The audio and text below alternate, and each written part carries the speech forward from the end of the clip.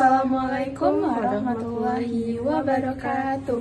Halo guys, kenalin aku Sartika Diabasa. Dan aku Yula Inesia. Kami dari program studi PGMI semester 6 di YN Curug. Nah, hari ini kita mau ngapain ya Hilda? Nah, jadi hari ini kita akan mewawancarai seorang pembisnis di Edupreneurship. Nah, kayaknya seru ya. Selain seru, kita juga pasti dapat manfaat nih dari sini. Teman-teman jangan lupa menonton sampai akhir ya. Dadah, sampai jumpa. Bukan sampai jumpa sih ya Hilda. Pasti kalian jangan tinggalin dulu ya. Terus tonton sampai akhir. Let's go. Halo guys, jadi kami udah sampai nih di tempatnya. Di mana ya Hilda? Di private les. Private les. Wah, ini nih private lesnya tentang apa aja Hilda? Nah, kalau kalian mau tahu, jangan lupa tonton sampai akhir ya. Let's go. Assalamualaikum warahmatullahi wabarakatuh. Hai guys, jadi kami udah ketemu nih sama ownernya. Nah, sekarang kita mulai tanya-tanya kali ya. Nah, sebelum kita tanya-tanya lebih lanjut, ada baiknya kita kenalin dulu nih Mbak. Nah, kalau boleh tahu nama Mbaknya siapa ya Mbak? Baiklah, assalamualaikum. Nama saya Anissa Desi Lucia. Anissa? Desi Lucia. Anissa Desi Lucia. Nah, biasanya itu tuh dipanggilnya? Biasa dipanggil Anissa boleh, Nisa boleh, Anes juga boleh. Jadi Nisa aja Ya, Mbak ya. Nah, kalau untuk panggilan dari anak-anak itu ke Mbaknya itu Ibu, Mbak?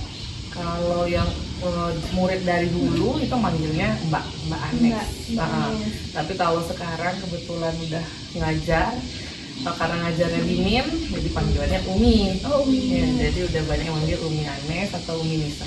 Di sini juga manggil Umi Anes. Kalau yang baru-baru, maksudnya taunya udah dari sekolah kan, dari Iya. sekolah manggilnya Umi, aku bawa sampai sini Umi. Nah, kalau kami anaknya manggil apa nih Mbak ya? Mbak aja. Boleh, kan? Mbak aja nggak apa-apa. Mbak aja. Nah, kalau boleh tahu usia Mbak ini Usia 29 tahun. 29 tahun. Tahun ini udah sih. Jenjang pendidikan Mbak terakhir itu apa kalau boleh tahu?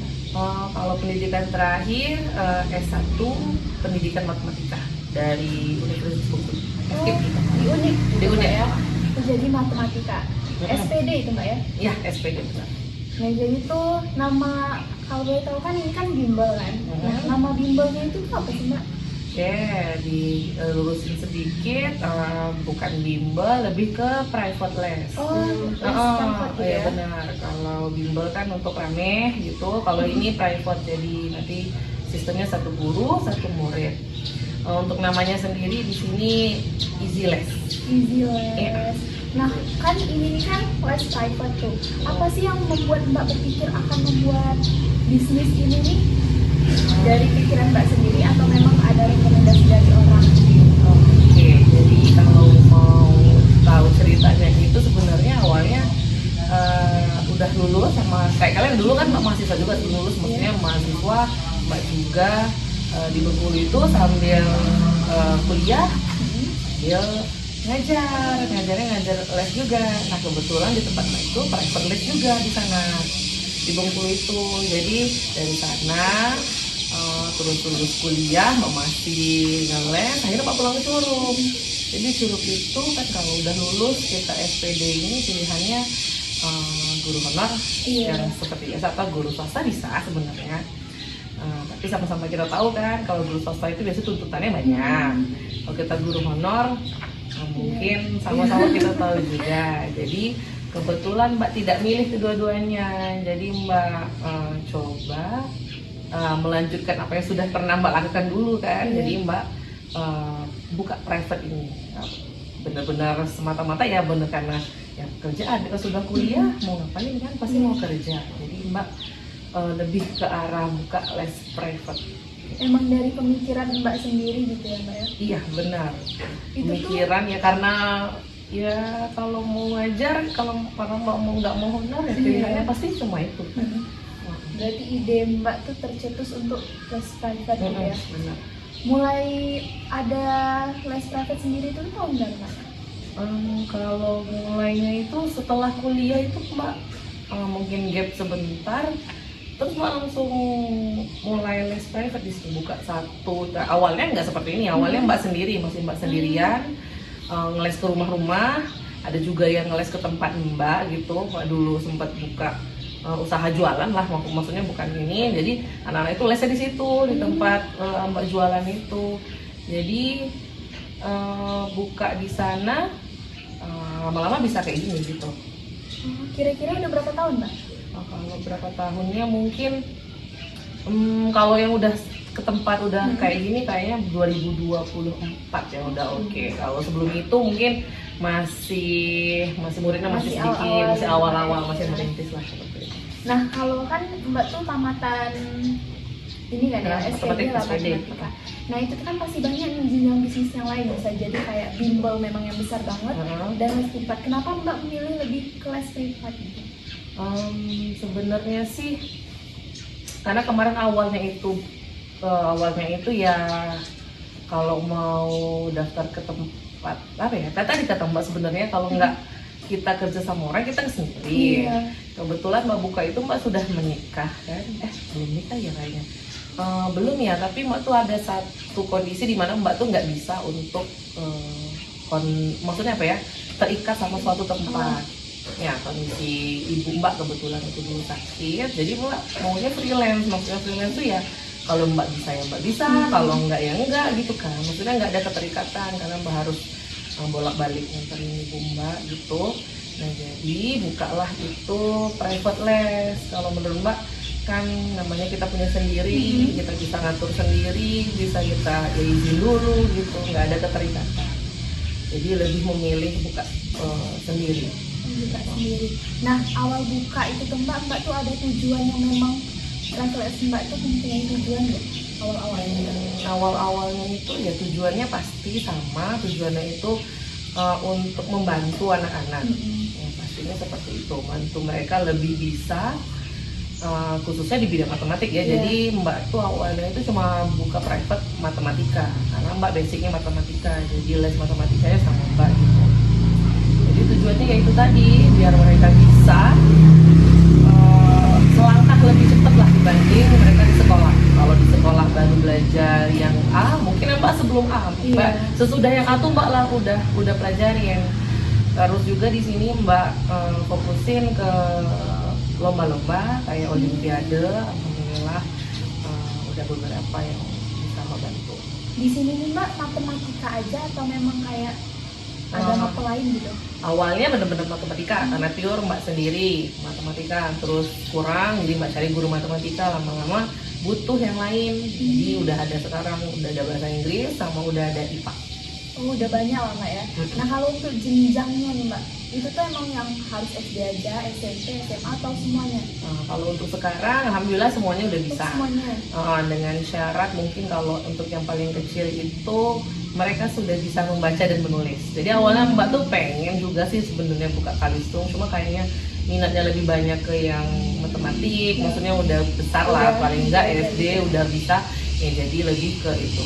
Jadi untuk semua boleh tadi SD, SMP, SMA, terus yang kuliah, yang gap year, mau tes kuliah juga boleh, mau tes Mbak bisa, insya Allah SNMPTN bisa, mau tes nanti mau ada yang mau tes CPNS sama Mbak kita bisa.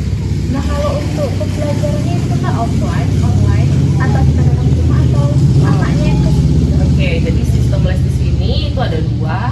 Yang pertama bisa adiknya ke sini, ke tempat Mbak sini, atau yang kedua tutornya yang ke rumah adiknya. Biasanya paling banyak di sini offline, si orang-orang sini. Cuma udah banyak sih peminat yang online itu karena Mbak kan postingnya di Instagram untuk menarik minat itu. Banyak yang nanya, cuma Mbak belum sempat, belum ada waktu untuk mengatur gimana yang online gitu. Karena kan sebenarnya enak yang online juga kan, maksudnya kita diam aja, mungkin tutornya dari rumah aja, cuma Mbak belum sampai waktunya. Juga Mbak ya, masih sibuk di sini gitu. Iya benar, masih 1-2 hal lainnya lah, tapi insya Allah awal tahun pokoknya Mbak usahain udah ada yang online. Semoga Mbak ya, pasti makin berhasil tuh kalau udah ada online-nya. Nah, kalau untuk strategi Mbak tuh untuk memberitahu orang gitu kalau Mbak tuh membuka les privat gitu. Oke, jadi awalnya itu benar-benar Mbak ngeles itu awalnya karena orang tua yang memang menitipkan anaknya ke Mbak. Maksudnya memang Mbak kenal. Jadi ada salah seorang guru Mbak dulu sekolahnya kan di sini. Jadi Bapak guru itu titip anaknya ke Mbak. Alhamdulillah kebetulan anak itu pinter banget. Alhamdulillah murid-murid Mbak itu pinter banget. Jadi kayak yang ini yang Mbak cerita ini yang awal ini, dia itu anak juara umum di SMP 1, SMP favorit kan, juara umum. Nah dari satu anak ini karena dia pintar kan, jadi orang tuanya pada nanya tuh les di mana, les matematikanya di mana, rekomendasiin ke sini. Akhirnya satu terus dari situ ada lagi murid Mbak yang bisa sampai olimpiade ke nasional matematikanya. Jadi awalnya itu Mbak nggak terlalu promosiin, cuma ya dari mulut orang tua sendiri yang saling nyampaikan, nggak orang tua mulut juga sih, maksudnya by WhatsApp atau apa, atau sharing video gitu kan, video Mbak. Nah kalau sekarang Mbak udah sedikit banyak udah pakai Instagram, udah Mbak share video-video pembelajaran, belajar maksudnya waktu video testimoni les gitu, atau mereka menang lomba seperti itu. Jadi awalnya memang mulut ke mulut gitu Mbak ya, baru ke sosmed, ke Instagram. Mbak pernah coba dari TikTok atau yang lain nggak? Sebenarnya Mbak udah mau fokus ke TikTok juga, cuma tadi itu Mbak belum bisa benar-benar manage semuanya. Jadi masih ke Instagram. Tapi juga orang tertarik dari TikTok itu kan maunya online kebanyakan. Banyaknya online. Jadi kalau Instagram itu kan masih di sekitar sini ya, nggak terlalu itu. Itu pun udah banyak yang benar online, apalagi kalau TikTok. Jadi Mbak usahain di awal tahun inilah, insya Allah udah bisa prepare lebih bagus untuk yang online. Jadi nanti Mbak itu. Nah awal-awal tuh kan pasti Mbak tuh mempunyai strategi agar menarik orang. Itu tuh memakai diskon atau apa nggak? Alhamdulillah tadi Mbak benar-benar nggak promosi gitu, karena tadi kebetulan dan alhamdulillahnya anak yang Mbak pegang itu yang les di sini itu pintar-pintar semua. Jadi yang juara umum 1, juara umum 3, yang matematiknya menang lomba di sini, terus ada yang sampai nasional. Jadi kayaknya Mbak belum pernah buka diskon seperti itu. Jadi orang langsung tertarik karena emang kualitas dari insya Allah, alhamdulillahnya gitu. Mbak ini ya Mbak ya. Jadi kayak gitu. Berarti emang Mbak tuh cara nariknya meningkatkan kualitas Mbak aja gitu. Iya, alhamdulillah. Jadi mereka tuh tertarik ya dengan berjalannya waktu, karena satu kayak teman tadi yang les di sini alhamdulillahnya pintar-pintar. Kadang enggak juga pintar matematik, ada yang misalnya mayoret, SMA 1 yang mayoret kan pasti udah terkenal duluan. Iya. Di sini akhirnya Orang tertarik gitu Mbak ya. Nah kalau misalnya pembelajaran di sini itu tuh menggunakan metode yang emang khusus atau sama aja gitu Mbak? Kalau metode yang dipakai kayaknya masih metode biasa itu dalam artian masih metode ceramah. Maksudnya ceramah itu ya mungkin bantuannya aja, bisa pakai laptop atau pakai alat gitu. Cuma lebih banyak metode ceramah, karena kan di sini yang paling menonjol itu poinnya adalah private. Jadi satu guru satu murid. Jadi rasanya itu kalau metode yang paling digunakan di sini ya metode penyampaian langsung ke anak, langsung dijelaskan langsung dikasih contoh, langsung soal gitu. Nah berarti soalnya itu termasuk ke langsung evaluasi gitu Mbak ya? Bisa jadi seperti itu. Jadi setiap pertemuan itu tuh penjelasan materi langsung evaluasi gitu Mbak ya, untuk mengukur kemampuannya apa gitu ya? Bisa. Jadi tergantung sama anaknya sebenarnya, karena ada anak yang mungkin kalau udah oke bisa kita langsung evaluasi. Tapi kalau masih jauh ketinggalannya, mungkin lebih ke mengejar ketinggalannya dulu. Karena kan yang susah itu kalau lagi dapet yang kayak misalnya contoh murid SMA, tapi kalian belum bisa.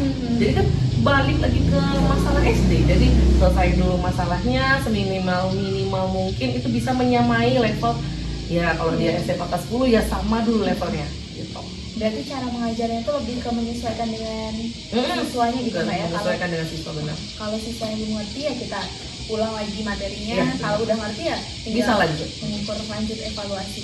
Nah kalau misalnya boleh tahu Mbak, sekarang kan mungkin udah lumayan terkenal ya. Itu tuh udah berapa sih apa tuh anggota Mbak? Kalau yang ngajar di sini udah 23 sama Mbak.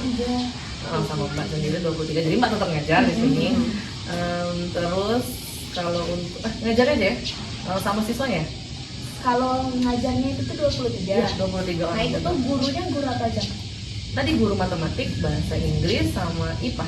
Jadi itu 23 itu tuh gabung antara Iya benar. Kalau siswanya itu berapa Mbak? Kalau siswanya alhamdulillah udah sekitar 150.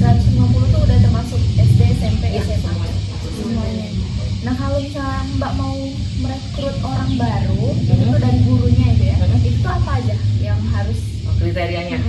Oke, jadi sebenarnya itu jadi salah satu masalah, bukan masalah sih, kayak kendala Mbak untuk menambah murid. Jadi nyari guru itu susah. Jadi nyari guru itu susah. Susahnya itu sebenarnya tuh nggak susah-susah banget. Alhamdulillah tetap ada kan, itu udah banyak juga. Jadi susahnya itu kendalanya. Jadi kan di sini nggak semuanya udah lulusan ya, maksud Mbak, masih banyak yang kuliah. Jadi di sini. Jadi maksud Mbak, kendalanya itu mereka kayak yang belum berani mencoba. Atau ada satu dua mungkin yang udah coba kayak yang jangan Mbak, nanti lagi gitu. Iya. Jadi sebenarnya kalau Mbak buat kriteria, Mbak nggak ada kriteria. Maksudnya nggak kriteria tuh kayak gini. Jadi Mbak yakin kalau orang mau ngajar itu pasti mereka prepare. Seminimal mungkin pasti mereka prepare. Nggak ada yang datang ngajar tuh nggak prepare. Walaupun yang diajar anak SD.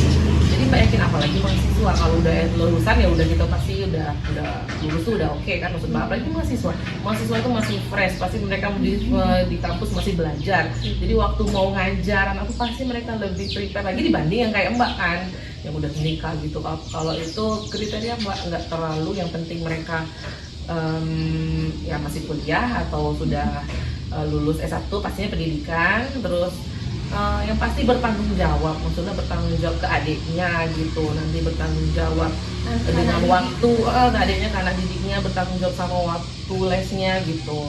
Karena kalau misalnya yang udah kuliah, masih kuliah maksudnya, masih kuliah itu bisa menyesuaikan antara waktu kuliah sama waktu les gitu. Kalaupun lagi dapat itu bisa ya tanggung jawab, maksud Mbak, bisa menginfokan gitu kalau hari ini les jam berapa, seperti itu. Nggak susah dihubungi lah yang pasti. Berarti nggak ada kayak tes gitu Mbak ya? Kalau tesnya sejauh ini Mbak nggak terlalu fokus ke situ.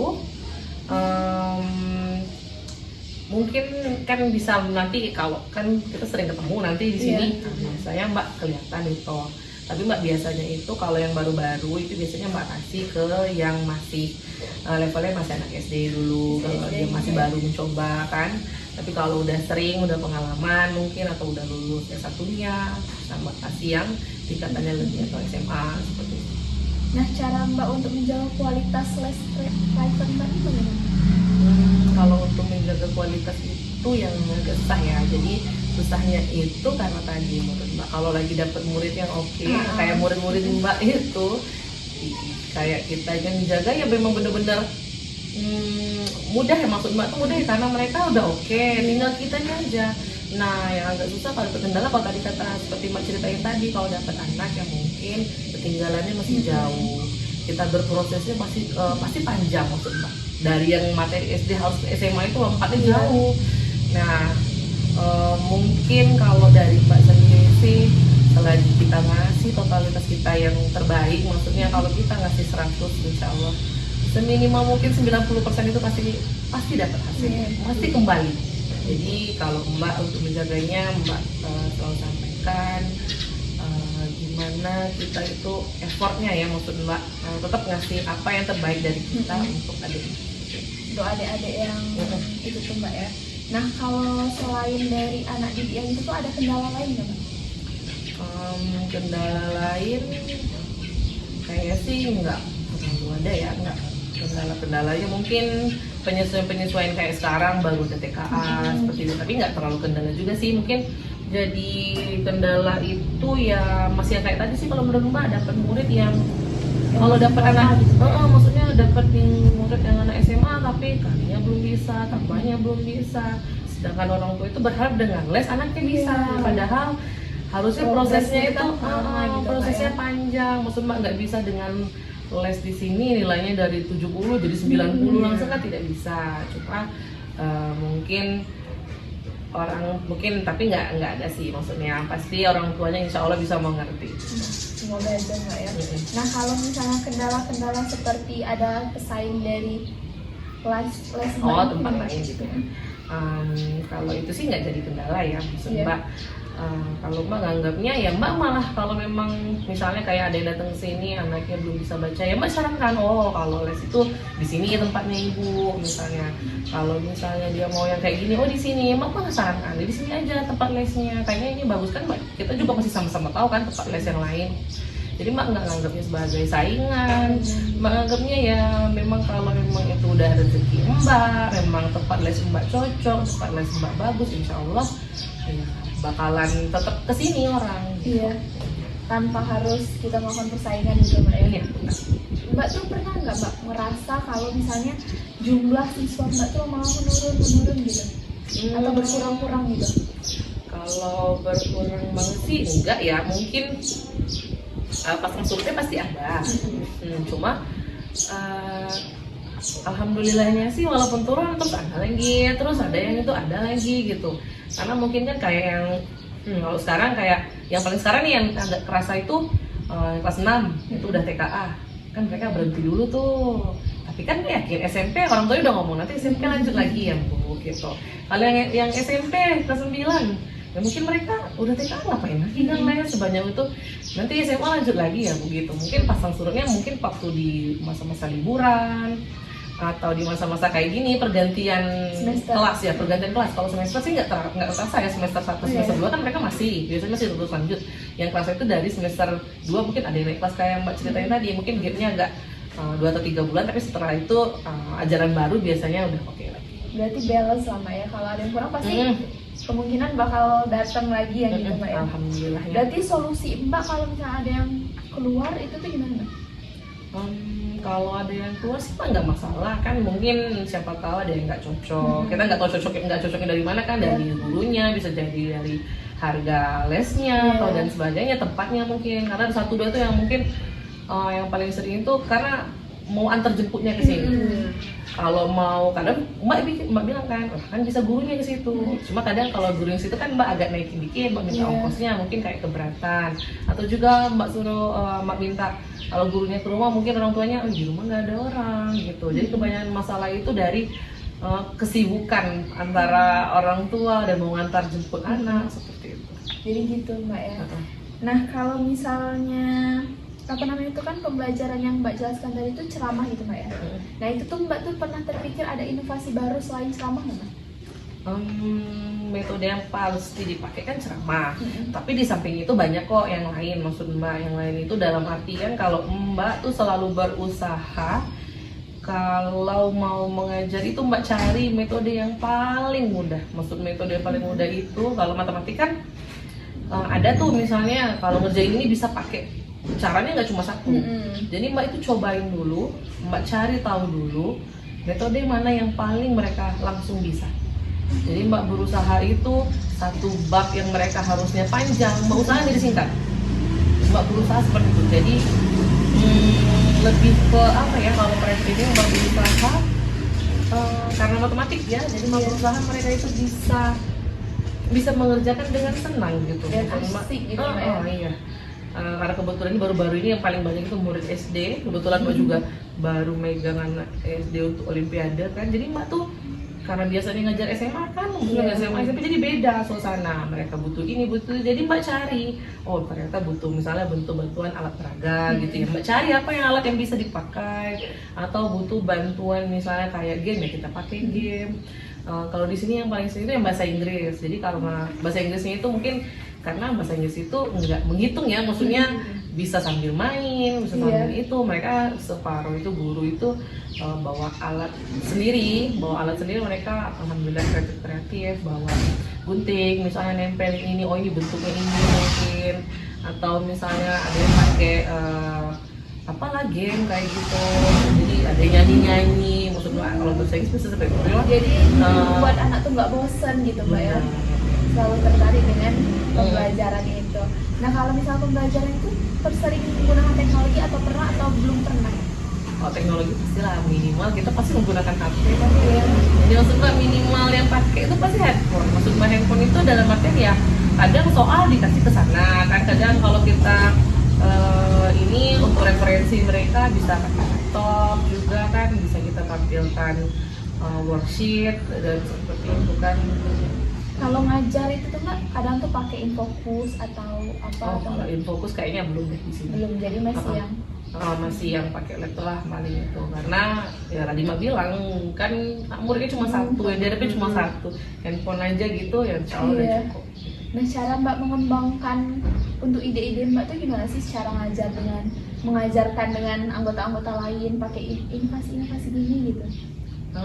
Kayaknya yang bagian itu ya. Jadi sebenarnya karena kesibukan satu dan lainnya, sebenarnya Mbak tuh bisa dibilang jarang yang ini ya kalau ngobrol sih sering Mbak ya, maksudnya ngobrol kadang Mbak tuh datang tuh kayak gini deh. Mbak tuh lebih seringnya bukan curhat ya, kayak ngobrol satu-satu ke mereka. Tapi kalau yang ngumpulin mereka ini kayaknya belum.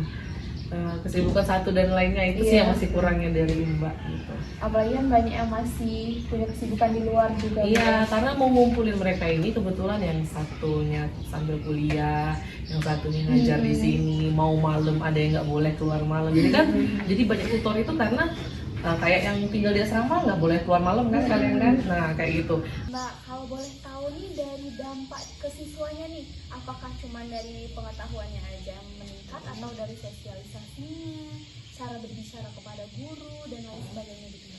Oke, jadi kalau untuk dampak lainnya, mungkin kalau sosial sih Mbak nggak terlalu itu ya, tapi yang Mbak bisa lihat di sini, kalau yang les ke sini, yang semula mungkin mereka nggak kenal padahal mereka satu sekolah, akhirnya mereka jadi kenal. Oh, les di sini juga ya. Oh iya, nah gitu paling. Jadi nambah relasi antara siswa ke siswa lain gitu Pak ya? Jadi yang antar sekolah juga jadi bisa lebih berteman kan mungkin. Bah, kalau orang tuanya itu tuh Mbak ada nggak yang kayak berteman gitu dari sini gitu? Kenal gitu? Sebenarnya banyak yang kenalan ya. Jadi kata Mbak tadi, maksud Mbak kenalan itu ya memang mereka itu datang ke sini karena tahu dari ini, yang ini tahu dari ini. Jadi mereka hampir semuanya itu saling berteman. Gitu, ya. Kalau misalnya udah kan dari pendidikan gitu dan juga dari cara mereka bersosial gitu tuh, selain itu ada nggak kepuasan tersendiri bahkan sebagai edupreneurship? Apa sih Mbak kepuasan Mbak? Kalau kepuasan Mbak di sini yang pasti puas saat anak itu berhasil. Berhasil itu dalam artian kalau ulangan, besoknya ulangan, nilai mereka kalau bisa ya 100. Kalau misalnya mereka untuk persiapan lomba ya pasti hasilnya mereka menang. Gitu. Tapi ya kalaupun belum, Mbak selalu bilang ke mereka enggak sekarang tapi nanti pasti. Nah, untuk yang belum mencapai target itu tuh respon orang tuanya gimana Mbak? Ada nggak yang kurang senang gitu atau gimana? Oke. Jadi alhamdulillahnya orang tua di sini suportif. Maksud Mbak suportif itu mereka sebagian besar, banyak sih yang semuanya, hampir semuanya itu mengerti kondisi anak mereka sendiri. Jadi kalau misalnya gagal kayak Mbak tadi, kayak murid Mbak benar-benar yang Mbak ajarin itu lombanya juara 4, maksudnya ya sebenarnya bagus kan, cuma orang tuanya berharap ya nomor 1, tapi ya nggak apa-apa, mungkin memang kalau kata orang tuanya ya biarlah Mbak, kita udah usaha, memang dia masih belum itu ya gitu. Jadi respon orang tuanya menerima gitu Mbak ya? Lebih banyak menerima dan ya masih benar-benar lebih suportif, maksudnya ya udah pelan yang penting udah coba. Berarti nggak menyalahkan Mbak ataupun guru les privat yang lain? Alhamdulillah nggak ada yang menyalahkan. Ya, jadi masih tetap menerima dan juga memperbolehkan anaknya tetap melanjutkan les gitu Mbak ya? Mungkin itu aja Mbak pertanyaan-pertanyaan dari kami. Nah, kami terima kasih banyak dengan Mbak Nisa yang udah mau jadi narasumber kami, dimana hari ini kami juga bertanya-tanya tentang edupreneurship itu ya, dan kami udah mendapatkan beberapa informasi dan materi yang mungkin bisa kami olah dan kami pelajari. Nah, sebelum kami tutup, kami mau minta saran nih dari Mbaknya. Ada nggak sih saran untuk kami agar bisa menjadi pembisnis edupreneurship itu Mbak? Oke, jadi saran dari Mbak, sarannya mungkin lebih ke percaya ke diri kalian sendiri. Diri kalian itu pasti punya potensi. Jadi jangan takut mencoba, yang pasti juga untuk segala sesuatu yang sedang dilakukan, sedang diusahakan, kasih yang 100. Kalau kasih 100, dari tadi Mbak sampaikan, kalau kalian kasih 100, minimal 90% pasti kembali ke kalian. Jadi, nah kalau misalnya selain kepercayaan diri dan kita memberikan semuanya kepada peserta didik, itu tuh apa lagi kunci sukses menurut Mbak? Kunci sukses yang pasti yang paling harus benar dipegang untuk adik-adik Mbak yang masih belajar, untuk kalian juga yang pasti harus berani mencoba. Saat kita mencoba, kita tahu, oh kurangnya di sini, oh harusnya gini. Tapi kalau kita belum pernah mencoba, jadi kita nggak tahu. Berarti kunci sukses dari Mbak ini guys, itu tuh adalah kita harus mencoba hal baru. Jangan takut kalau misalnya kita belum bisa, karena kalau belum tahu kita pasti belum bisa gitu Mbak ya. Nah kalau misalnya waktu bisa diputar kembali, nah apa sih yang mau Mbak perbaiki gitu?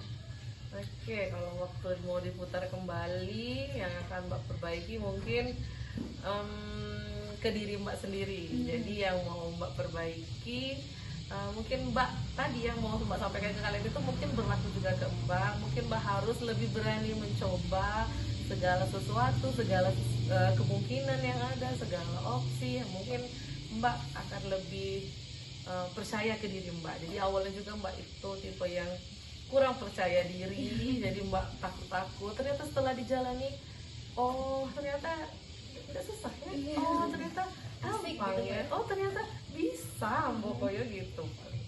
Jadi terima kasih banyak Mbak atas saran-sarannya agar kami bisa menjadi pembisnis juga nih, apalagi di bidang entrepreneurship. Nah mungkin itu aja guys dari kami tutup ya. Wassalamualaikum warahmatullahi wabarakatuh.